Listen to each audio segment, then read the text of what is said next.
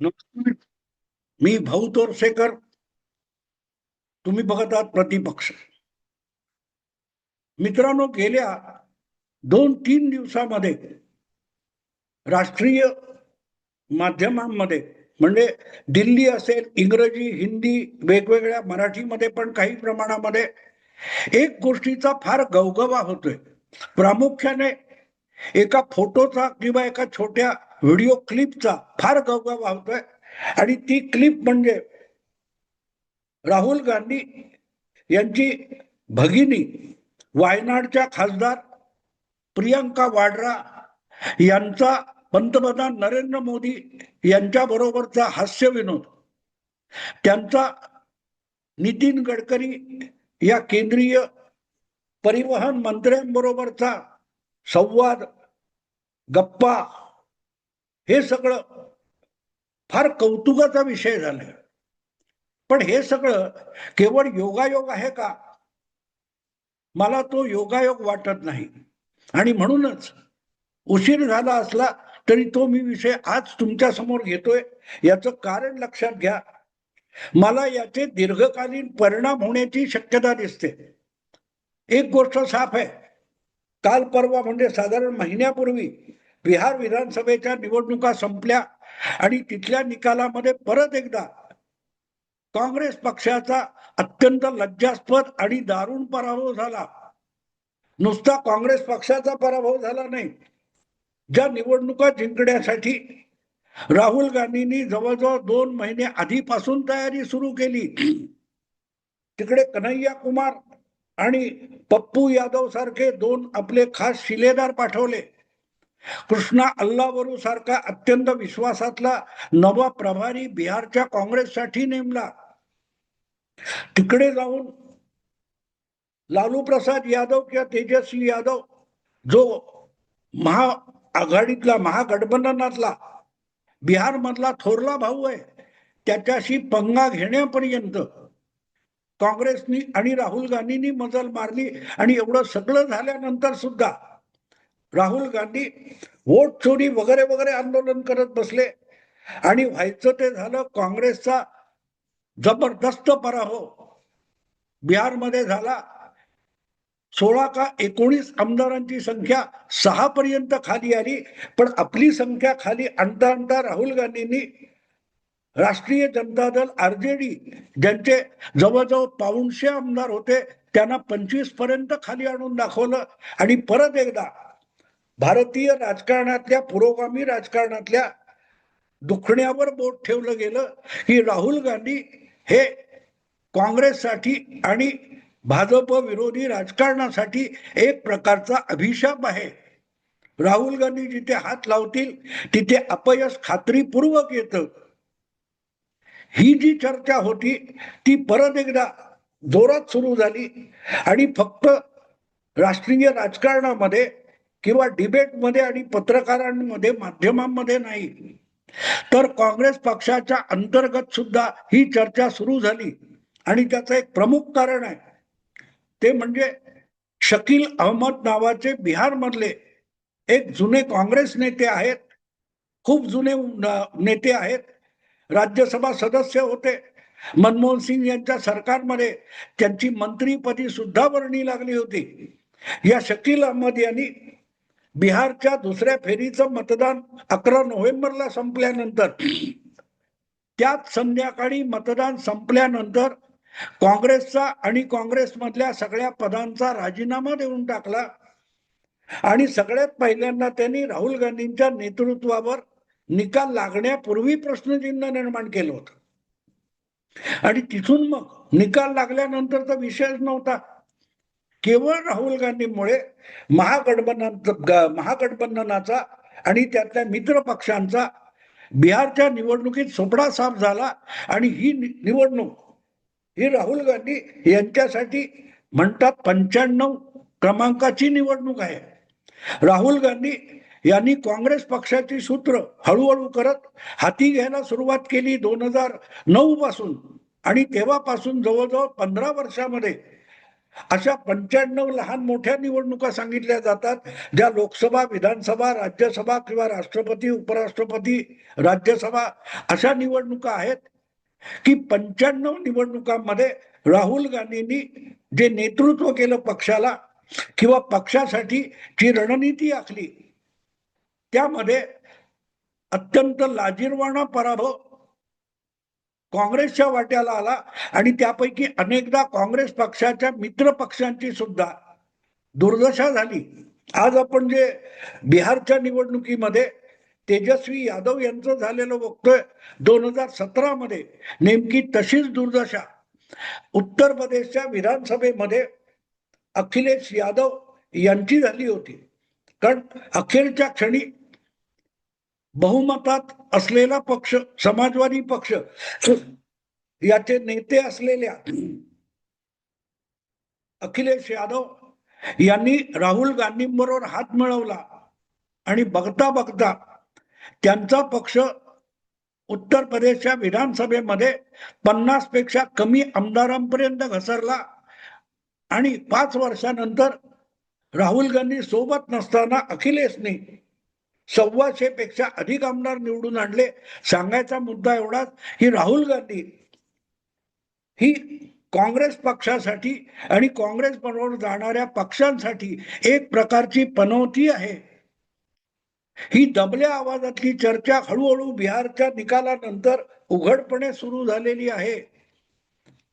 आणि आज मी हा विषय पुन्हा एकदा घेतोय, याचं कारण त्या पार्श्वभूमीवर जे काय प्रियंका गांधी, प्रियंका वाड्रा यांचे फोटो नरेंद्र मोदी पंतप्रधान, संरक्षण मंत्री राजनाथ सिंग, परिवहन मंत्री नितीन गडकरी यांच्या बरोबर हसत खेळत गप्पा आणि अगदी चहा पान वगैरे करतानाचे जे फोटो आलेत, त्याची चर्चा त्या कारणासाठी सुरू झालेली आहे की ज्या प्रकारे राहुल गांधी लोकशाही राजकारणामध्ये सत्ताधारी पक्षाबरोबर तलवार उपसूनच बोलत असतात आणि तलवार न उपसता देखील लोकशाहीमध्ये सत्ताधारी आणि विरोधी पक्षाचा संवाद होऊ शकतो, हे प्रियंका वाड्रा आपल्या कृतीतून दाखवतायत. हा मुद्दा आहे, हा विषय आहे. चर्चा त्याची आहे. चर्चा फक्त गडकरी किंवा राजनाथ सिंग किंवा नरेंद्र मोदी यांना प्रियंका गांधी जाऊन भेटल्या, आपल्या कामासाठी भेटल्या, आणखीन कशासाठी? वास्तविक पंतप्रधानांकडे प्रियंका वाड्रा यांचं काही काम असू शकेल असं नाही, पण साधारणपणे संसदेची जी अधिवेशनं होतात त्या अधिवेशनाचं समाप्ती होते तेव्हा सगळ्या पक्षाच्या नेत्यांना, प्रामुख्याने प्रमुख नेत्यांना सभागृहाचे जे अध्यक्ष असतात, पीठाधीश असतात,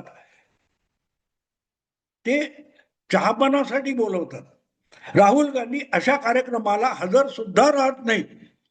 आजपर्यंतची गोष्ट ठीक होती, पण 2024च्या निवडणुकीनंतर काँग्रेस पक्षाचं संख्याबळ वाढलं आणि राहुल गांधी हे लोकसभेतील काँग्रेसचे विरोधी नेता म्हणून झालेले आहेत आणि त्यामुळे शिष्टाचार संमत वागायचं तर पंतप्रधान असोत, सत्ताधारी पक्ष असो, सभापती असोत, यांनी बोलवलेल्या बैठकीला हजेरी लावणं आणि तिथे होणाऱ्या कामकाजामध्ये सहभागी होणं, आपलं मत व्यक्त करणं, समोरच्यांची मतं समजून घेणं, ही घटनात्मक शिष्टाचारामध्ये विरोधी पक्षनेत्याची जबाबदारी असते.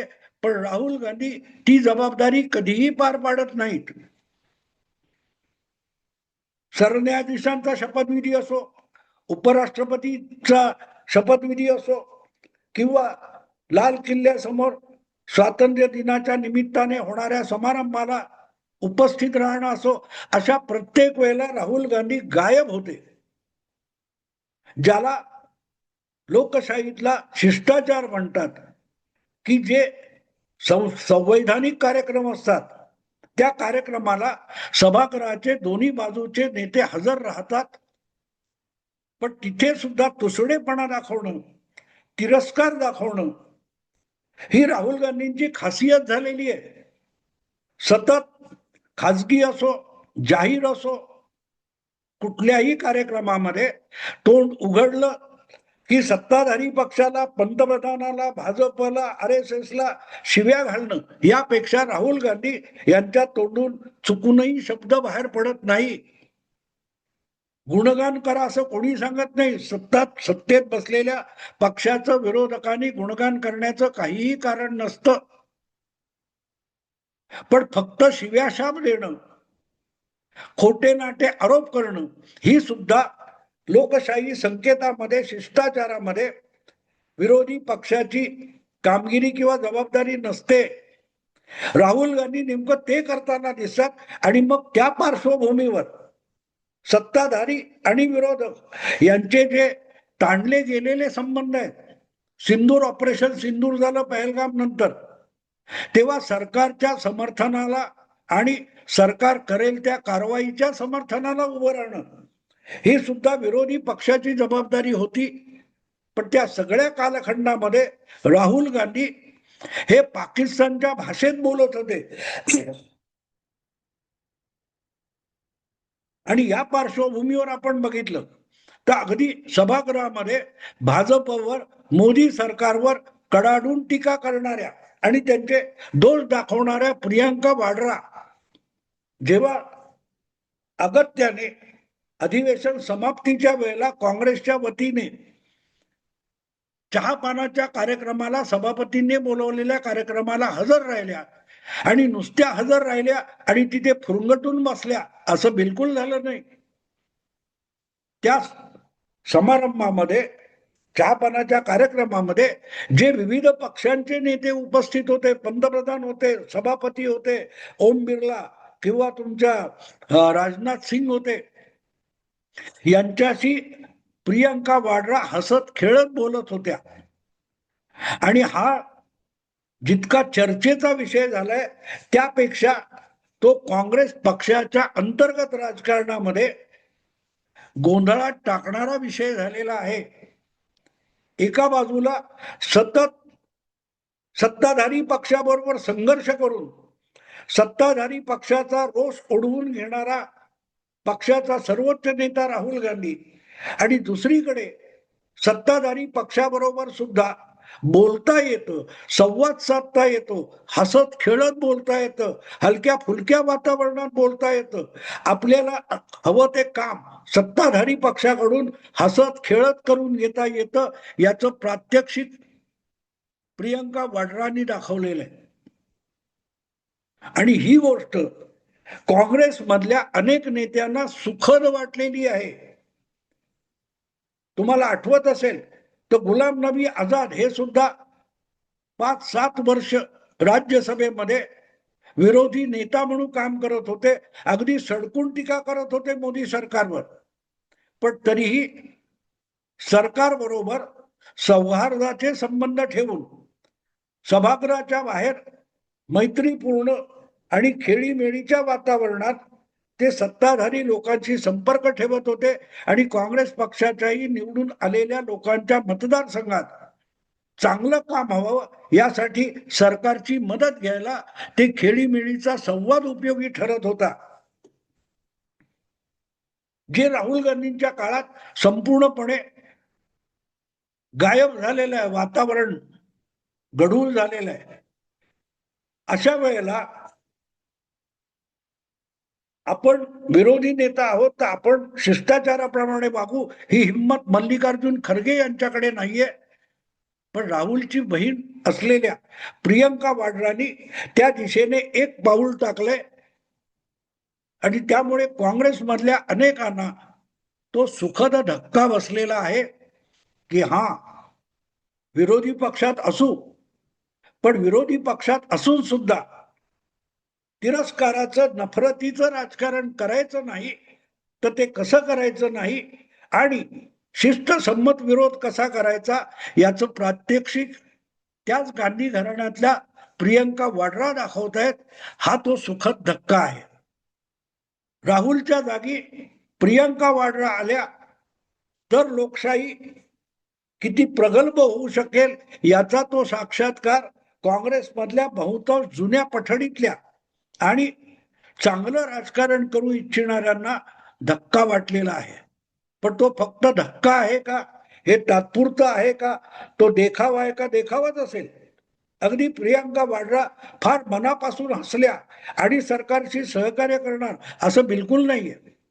पण वातावरण खेळीमेळीचं झालं, तो दोन्हीकडच्या ताणलेल्या तलवारी मॅन होतात आणि परस्पर समन्वय आणि सहकाराने देशाचा कारभार आणि आपापल्या मतदारसंघाची कामं होऊ शकतात, याचा तो साक्षात्कार आहे.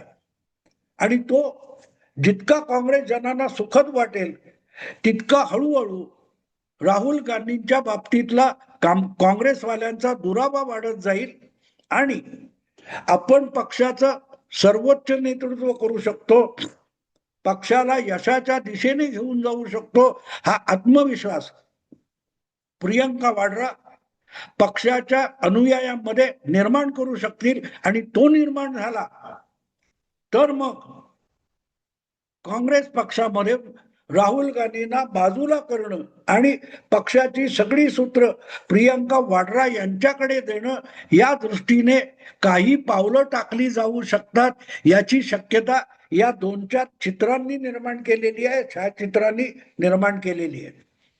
आणि म्हणून त्या चित्रामध्ये काय होतंय ही चर्चा सुरू झाली आहे.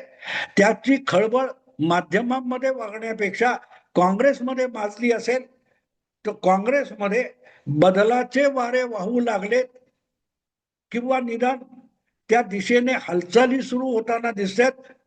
आणि ते असतील तर काय असतील हे एका वेगळ्या व्हिडिओत सांगायला लागेल. मला असं वाटतं की ही चाहूल आहे राहुल गांधींना काँग्रेसच्या सर्वोच्च पदावरून हटवण्याच्या दृष्टीने होऊ घातलेल्या ज्या काय हालचाली असतील, मग ते षडयंत्र असेल, कारस्थान असेल की प्लॅन असेल किंवा रणनीती असेल, मला माहित नाही. पण मला असं वाटतं की राहुल गांधींना कंटाळलेला काँग्रेसचा जो अनुयायी आहे, राजकारणी आहे, नेता आहे, अशा लोकांना प्रियंका गांधींच्या पाठीशी उभं करण्याची ही प्रक्रिया सुरू झाली आहे. आणि त्याचा एक भाग म्हणून गडकरींना भेटणं, मोदींची हसत खेळत बोलणं, अशा चहापानाच्या कार्यक्रमाला हजेरी लावणं, हे पाऊल प्रियंकांनी उचललेलं असू शकतं. पुढे अधिक बोलू, आत्ता थांबतो. आवडलं लाईक करा, शेअर करा आणि प्रतिपक्षाला सबस्क्राईब करा. नमस्कार.